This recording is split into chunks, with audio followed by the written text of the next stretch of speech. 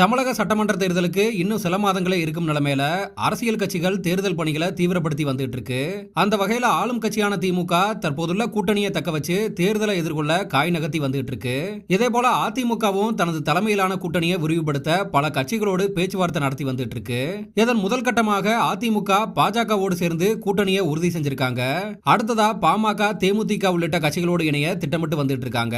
இதே போல தங்களோட கூட்டணியில நடிகர் விஜயின் தாவேகாவை இணைக்க ரகசிய பேச்சுவார்த்தை நடந்து வந்துட்டு இருக்கதா சொல்லப்பட்டுச்சு. ஆனா நடிகர் விஜயோ தனது தலைமையில தான் கூட்டணி அப்படின்னு சொன்னதுனால அதிமுக பின்வாங்கிருச்சு.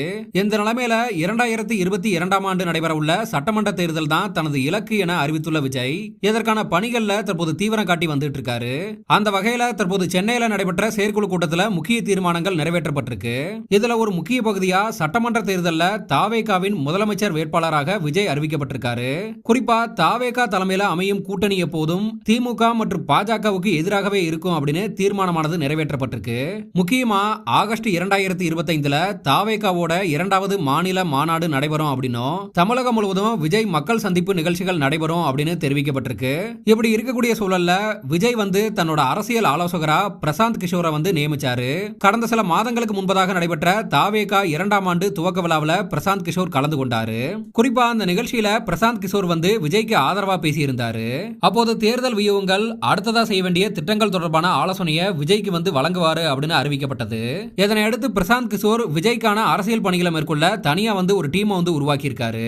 ஆனா தாவேகாவில் இருக்க முக்கிய நிர்வாகியான ஆதவ் அர்ஜுனா இந்த டீமுக்கு பல்வேறு கட்டுப்பாடுகளை விதிச்சதா கூறப்படுது. இதே போல அரசியல் ஆலோசனை பணியிலும் கூட ஆதவ் அர்ஜுனா இடையூறு செஞ்சதாகவும் பிரசாந்த் கிஷோரால நியமிக்கப்பட்ட பணியாளர்கள் நீக்கப்பட்டதா தகவல் வெளியாச்சு. குறிப்பா அரசியல் ஆலோசனைக்கு பல நூறு கோடி ரூபாயை பிரசாந்த் கிஷோர் கேட்டதாகவும் இதனால இரு தரப்பினருக்கிடையே ஒப்பந்தம் ஏற்படல அப்படின்னு மற்றொரு தரப்புல இருந்து கூறப்படுது.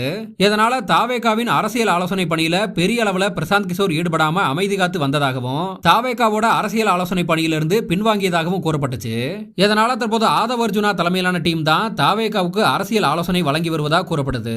இந்த நிலைமையில நாளிதழ் ஒன்றுக்கு பேட்டியளித்த பிரசாந்த் கிஷோர் பீகார் சட்டமன்ற தேர்தல் பணிகள்ல மும்முரமா செயல்பட்டு வருவதாகவும் நவம்பர் மாதத்துக்கு அப்புறம் தான் விஜயோட சிறப்பு ஆலோசகரா செயல்படுவது குறித்து முடிவெடுக்கப்படும் அப்படின்னு சொல்லியிருக்காரு.